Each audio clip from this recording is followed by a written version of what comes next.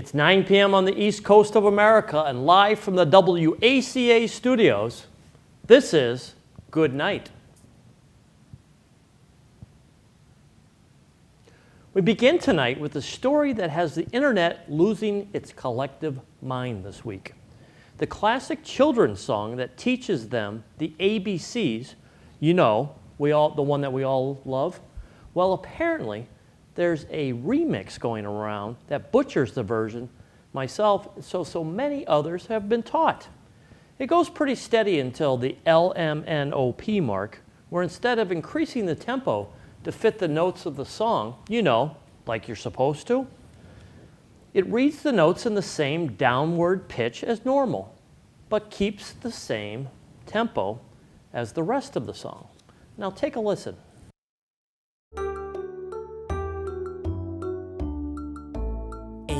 B, C, D, E, F, G, H, I, J, K, L, M, N, O, P, Q, R, S, T, U, V, W, X, Y, Z.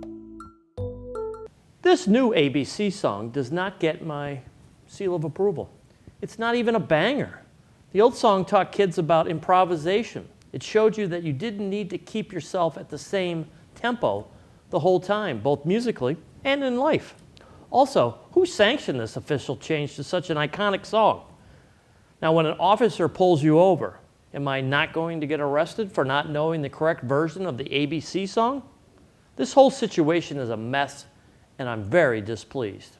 It can't get worse than this. Next story. The second largest great white shark ever tagged in the Atlantic Ocean is making its way down the East Coast. Nicknamed Unamaki, this shark weighs 2,000 pounds and is 15 feet 5 inches long. It bears stating that statistic probability of being a victim of a shark attack is incredibly low, but that doesn't make it any less terrifying. Unamaki was initially spotted in Nova Scotia, but has made her way down to the Myrtle Beach area and is heading for the Florida Keys. It seems like every year up here in Massachusetts, there are a bunch of reports of sharks off the coast of Cape Cod. So let's just hope that Unamaki isn't one of them come next beach season next year. Officials tracked her so they could see where she's giving birth and keep up with the little predators. But like I said before, Unamaki is 2,000 pounds and 15 feet long. A few weeks ago, we did a story on Celtics big man and NBA sensation Taco Fall, using a graph to show just how tall he is. But we redid the graph after learning about this shark because you would need more than 2 Taco Falls to get to the size of Unamaki. Now, in ridiculous news down under in Australia, there's been some problems for farmers. A lack of rainwater has made one man's pitch to those in need seem predatory to some. David Miles, a man with 2 first names, has been selling rainwater to farmers on contracts for around $50,000. You heard that right. Miles is selling rainwater for $50,000. This clause for this is what he calls a success basis. He doesn't get paid if he doesn't work. His claim is that he, with technology that he refuses to license or reveal, has bridged the space-time continuum so he is able to manipulate weather 10 days into the future. Pretty amazing stuff if you're down on your luck farmer. In fact, there are a few down on your luck farmers who have signed contracts and say they've been satisfied with Miles' services. In terms of legal ramifications, the Australian Competition and Consumer Commission says that there's nothing they can do. But hey, don't give this man money. Miles also tried another con, or opportunity as he called it, back in 2006 and was defamed by the same commission. So this isn't his first rodeo, but if you're really in the need of some rainwater, give David Miles a call. But before you do, remember what they say. Never trust a man with 2 first names. And finally, it's Halloween weekend, so we're getting some spooky news for you just in time. It's haunted house season, of course, and if you're in the Minnesota area, there's a spooky museum exhibit where you can vote on the creepiest doll. At the History Center of Olmsted County, which is itself sounds like a horror movie, people have submitted their dolls in order to be judged as the most horrifying. Unfortunately, there is no option for all of them. And if you're in the Alabama or Tennessee area, there's a world-famous haunted house that opens its doors to anyone wanting an intense experience. The McCanny Manor is a 10-hour experience of horror where you can subject yourself to any manner of psychological terror. But in doing so, you need to sign a 40-page waiver, get a doctor's note, pass a standard background check, and most importantly, a drug test. It all gets filmed, so if you want to see yourself getting spooked, there's an option for that. The owner says that nobody has ever gone through the whole tour, even with the promise of money at the end. And certainly, I'm not going to argue that. Now that's going to do it for the news this week. Stay tuned for Lucy Burdge This Week in Music History, Tom Hamilton's In Case You Missed It, and for some bits from our crew celebrating Halloween. And don't go anywhere because we have what's trending on Twitter to discuss. So keep it locked to Good Night. Boo! Happy Halloween, everybody. This is the bit we're doing for Good Night tonight, and it's our Halloween Spooktacular. I'm going to be going around and asking some of the crew what their favorite horror movies are / Halloween movies, and the most scared they've ever been by a horror movie is. We're starting with Cameron. Yeah, go behind the light. Make it look all spooky. You see, when I was a kid, I was a little scared of everything.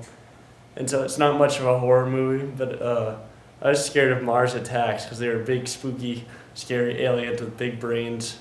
And they make people jelly and people skeletons, and that was pretty scary. Another actual horror movie I was scared of for a while was one of the many Friday the 13th spin-off movies. I think Jason Goes to New York or something. Jason Goes to New York is lit. It's pretty funny, and I think you see his face and he's all gobbledygook, and it's really scary and kind of grody.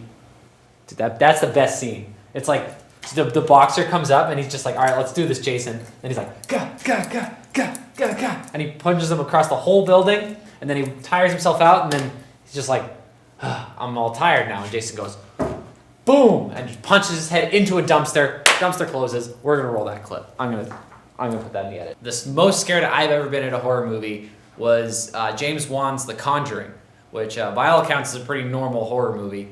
But I was hanging with my friends and I was watching it, and there's this scene where this guy's just walking through like a clothesline with a bunch of bed sheets on it, and then he just looks to his left, and there's a ghost that comes out of nowhere and starts screaming at him. But I literally kicked my friend in the face because I was so startled by the jump scare, and that kind of ruined his night. I actually think it really hurt his jaw on that. So, sorry, Keith. But the most scared besides that I've ever been at a horror movie was the first Friday the 13th movie. Spoilers if you haven't seen it. At the end of the movie, you think everything's all good, and this girl's floating in a boat, and you're like, wow, she made it. That was really tough. She evaded the killer and everything. And then she sees the cops, and she's like, hey, I'm okay, I'm over here. Jason comes out of the water. Pulls her down. Horrified me. Scars me to this day. I can't go in lakes anymore.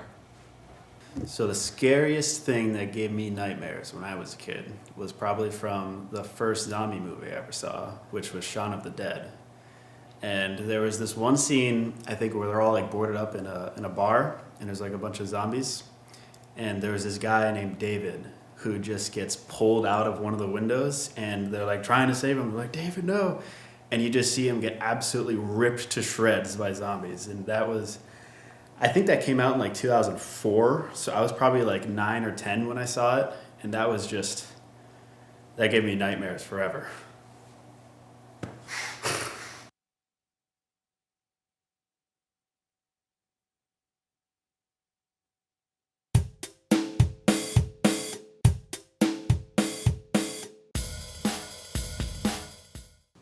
This is Lucy Burdge with Good Nights This Week in Music History. We begin in 1956 when Elvis Presley made his second appearance on The Ed Sullivan Show, where he was presented with a gold record for Love Me Tender. In 1969, Elvis went to number 1 on the US singles chart with Suspicious Minds. In 1973, Gladys Knight and the Pips started a 2-week run at number 1 on the US singles chart with Midnight Train to Georgia. In 1975, Bruce Springsteen had simultaneous covers on both Time and Newsweek. And in 1980, Bruce earned his first number 1 US album with The River. In 1982, Men at Work went to number 1 on the US singles chart with Who Can It Be Now? In 1983, Dolly Parton and Kenny Rogers went to number 1 on the US singles chart with Islands in the Stream. In 2002, Jam Master Jay was murdered when he was shot at his recording studio in Queens, New York. In 2006, Amy Winehouse released her second and final studio album, Back to Black. In 2016, Bob Dylan accepted his Nobel Prize in Literature. And finally, also in 2016, Elvis broke the record for the most number 1 albums by a solo artist. This has been Lucy Burdge for Good Nights This Week in Music History. Be sure to follow me on Twitter and Instagram at Lucille Burdge for both.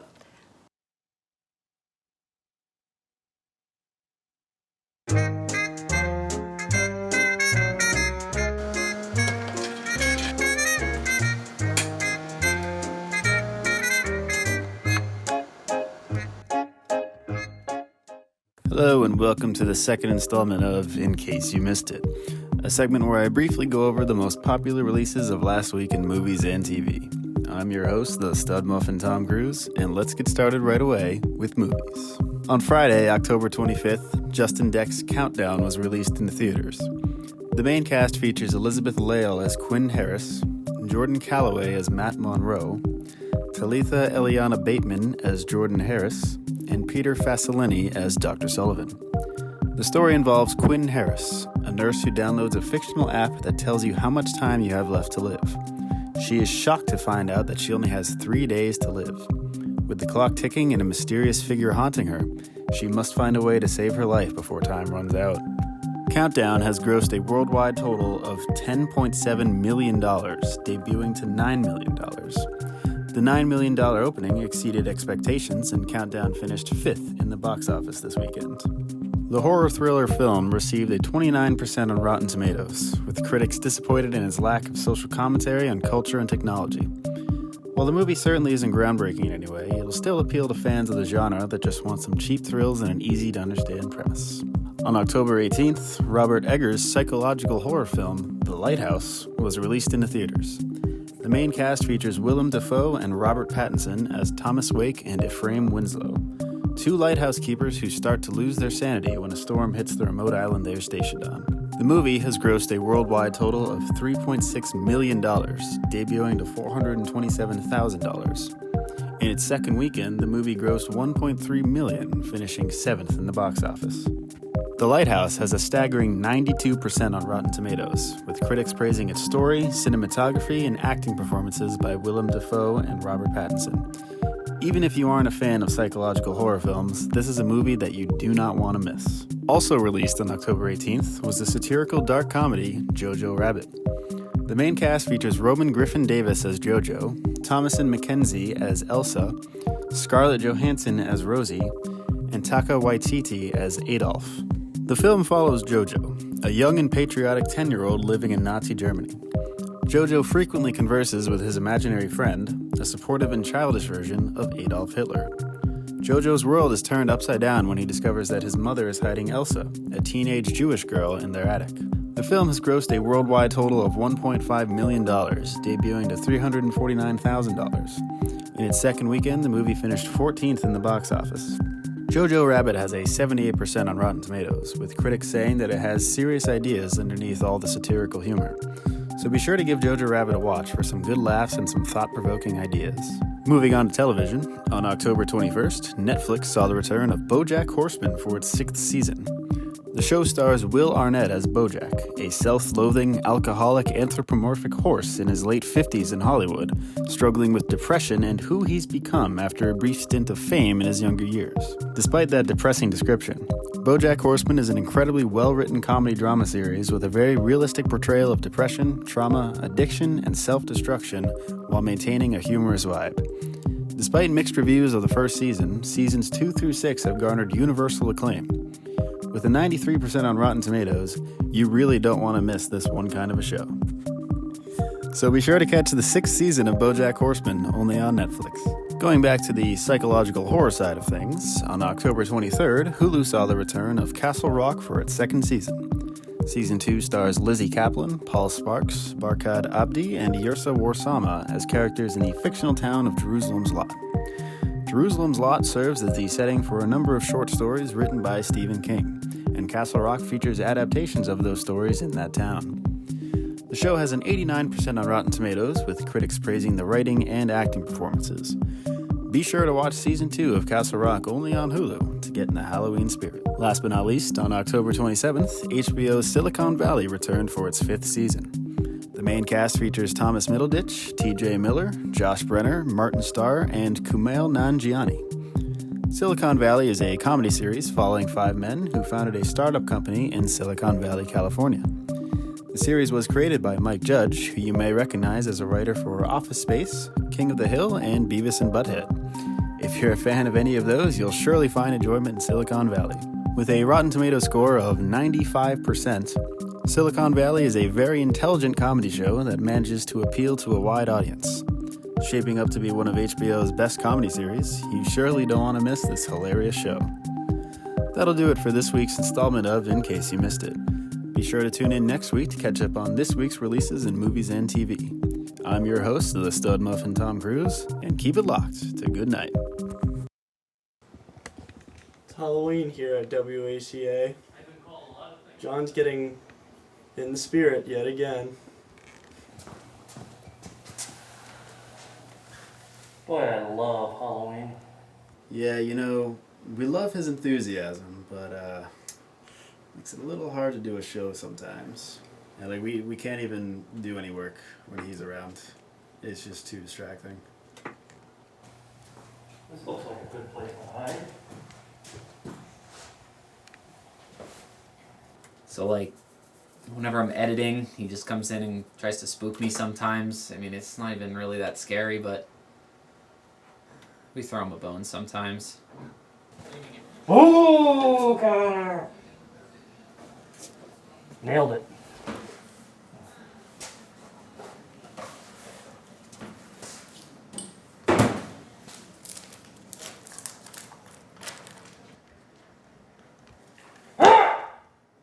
Got me, John.